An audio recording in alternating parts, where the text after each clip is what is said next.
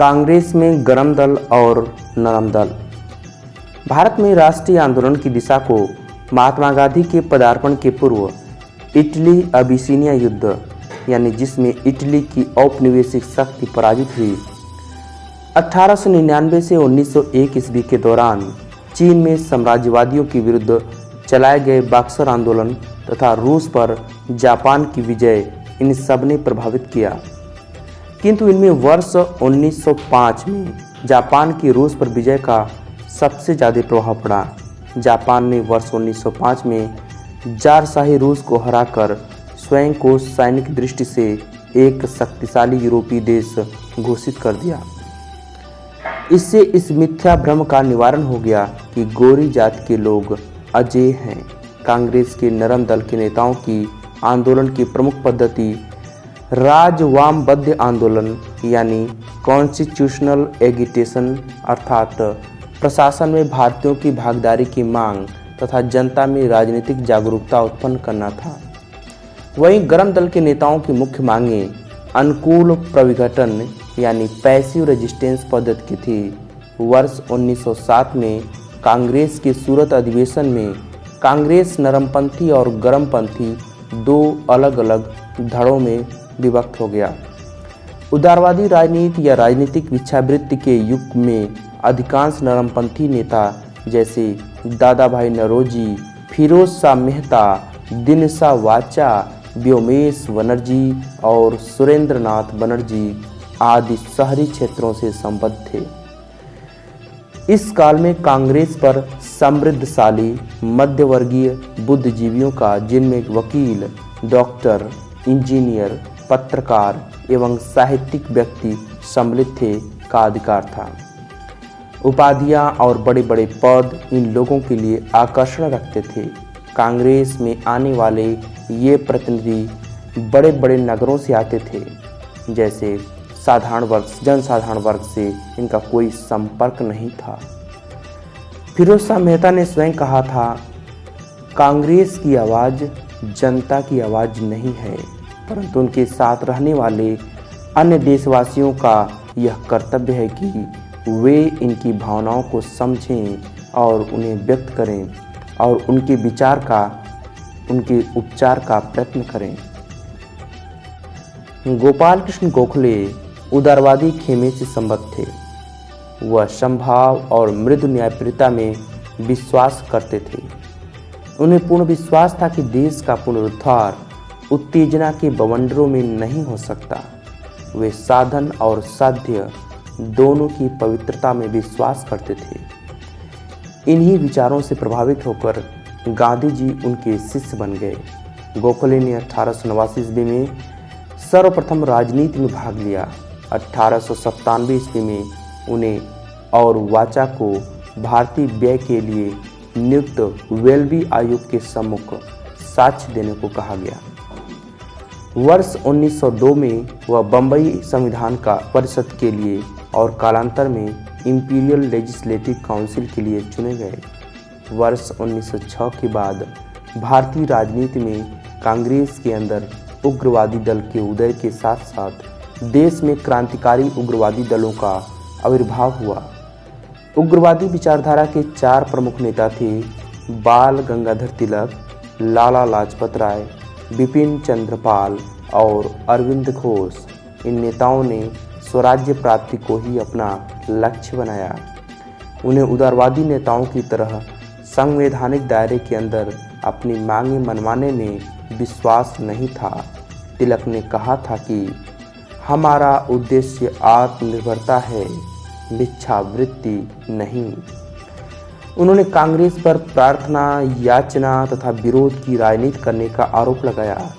उनके नेतृत्व में कांग्रेस की प्रार्थना और याचना की नीति समाप्त हो गई।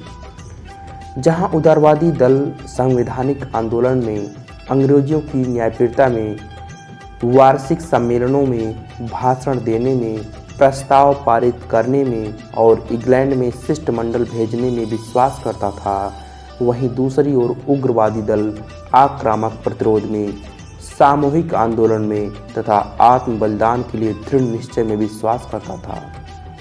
इनके लिए स्वराज का अर्थ विदेशी नियंत्रण से पूर्ण स्वतंत्रता था, जबकि उदारवादी दल के स्वराज का अर्थ साम्राज्य के अंदर औपनिवेशिक स्वशासन था।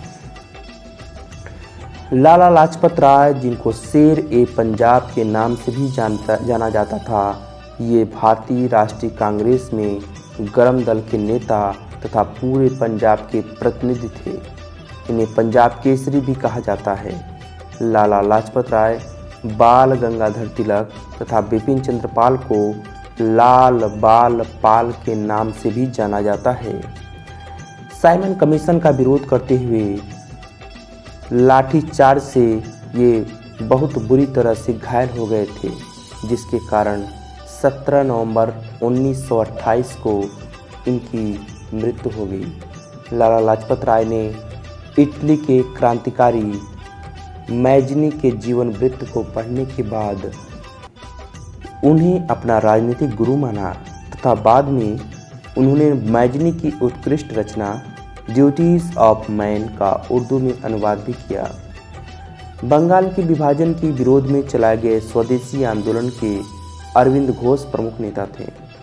इस आंदोलन के अन्य प्रमुख नेता लाला लाजपत राय, जो कि पंजाब से थे, बाल गंगाधर तिलक, जो कि महाराष्ट्र से, तथा बिपिन चंद्र पाल, जो कि पश्चिम बंगाल से थे। तिलक सेवा और बलिदान में विश्वास करते थे और उनमें सरकार की सत्ता को चुनौती देने का साहस था। सर वैलेंटाइन सिरोल ने उन्हें भारत में अशांति का जन्मदाता कहा था। सर वैलेंटाइन सिरोल ने बाल गंगाधर तिलक को अशांति का जन्मदाता कहा था। बाल गंगाधर तिलक को सजा सुनाए जाने के बाद प्रसिद्ध विद्वान मैक्स मुलर ने दया की वकालत करते हुए यह कहा था कि संस्कृत के एक विद्वान के रूप में तिलक में मेरी दिलचस्पी है। वर्ष 1908 में बाल गंगाधर तिलक को केसरी में प्रकाशित लेखों के आधार पर राजद्रोह का मुकदमा चलाकर 6 वर्ष के कारावास की सजा देकर मांडले जेल, जो कि बर्मा में है, भेज दिया गया। तिलक को हुई इस सजा के विरोध स्वरूप बम्बई के कपड़ा मिल मजदूरों ने देश में पहली बार राजनीतिक हड़ताल की थी। मांडले जेल में ही इन्होंने गीता रहस्य नामक पुस्तक लिखी थी। तिलक सांप्रदायिकतावादी नहीं थे, ये प्रथम राष्ट्रवादी नेता थे जिन्होंने जनता से निकट का संबंध स्थापित करने का प्रयत्न किया था और इस दृष्टि से वे महात्मा गांधी के अग्रगामी थे। इस उद्देश्य से उन्होंने अखाड़े, लाठी क्लब, गोहत्या विरोधी सभाएं स्थापित की। इन्होंने महाराष्ट्र में शिवाजी महोत्सव तथा गणपति पर्व आरंभ किए ताकि जनता में राष्ट्र सेवा की भावना जागे। बाल गंगाधर तिलक की 1 अगस्त 1920 को मृत्यु हो गई।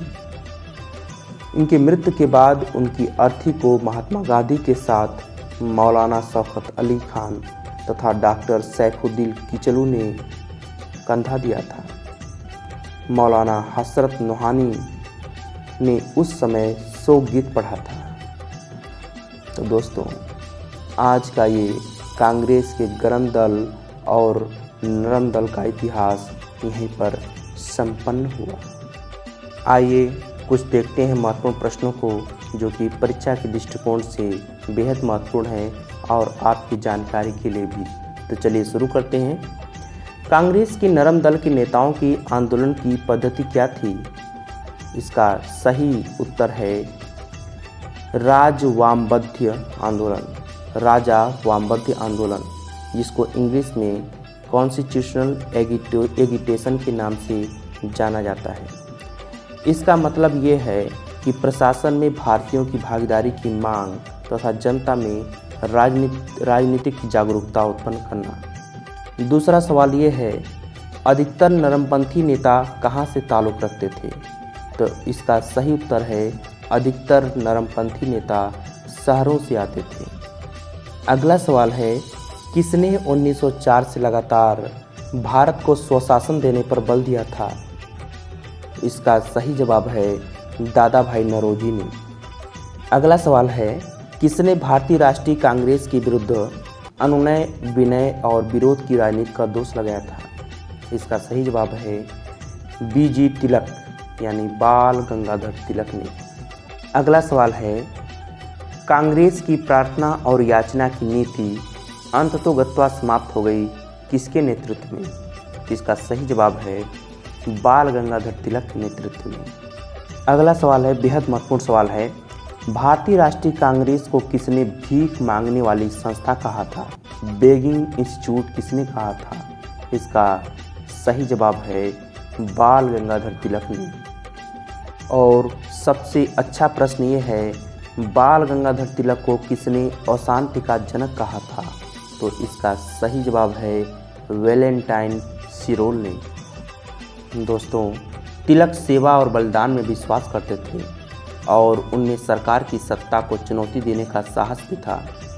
यह उन्हीं के प्रयत्नों का परिणाम था कि कांग्रेस सरकार की प्रशंसा करने वाली संस्था से बदलकर सरकार की आलोचक संस्था बन गई। एंग्लो इंडियन नौकरशाही उन्हें विद्रोही समझती थी। सर वैलेंटाइन सिरोल ने उन्हें भारत में अशांति का जन्मदाता कहा था। तिलक सिरोल पर मानहानि का मुकदमा चलाने के उद्देश्य से इंग्लैंड गए थे। यद्यपि वे मुकदमा हार गए, किंतु इसका उचित प्रभाव हुआ। अगला सवाल है, महाराष्ट्र में गणपति पर्व का श्री गणेश किसने किया था? इसका सही जवाब है बाल गंगाधर तिलक ने। बाल गंगाधर तिलक ने महाराष्ट्र में गणपति पर्व का श्री गणेश किया था। और अगला सवाल है आप लोगों के लिए, महात्मा गांधी के साथ किन किन मुसलमानों ने बाल गंगाधर तिलक की अर्थी उठाई थी? और एक और सवाल है, शेर ए पंजाब किसे कहा जाता है? कृपया आप अपना जवाब नीचे कमेंट बॉक्स में ज़रूर दीजिएगा। जय हिंद साथियों, आपकी सेवा के लिए हम सदैव तत्पर रहेंगे।